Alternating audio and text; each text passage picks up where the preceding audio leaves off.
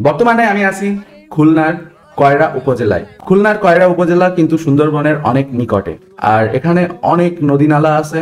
সুন্দরবনের বিভিন্ন গাছপালা কিন্তু এখানে দেখা যায়। এখানে আমরা বিভিন্ন ম্যানগ্রোভ প্রজাতির গাছপালা দেখতে পারবো, এবং তাছাড়া এখানে এই নদীতে কিন্তু প্রচুর পরিমাণ মাছ পাওয়া যায়।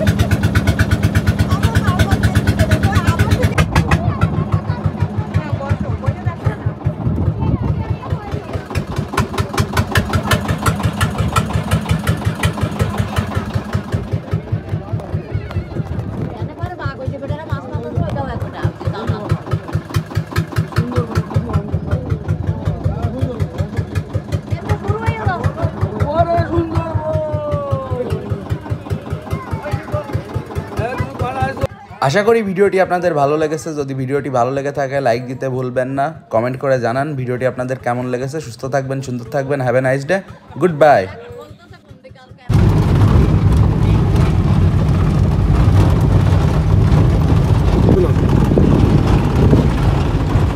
সামনে দাঁড়িয়ে তো সব তরমুজের খাপ সামনে।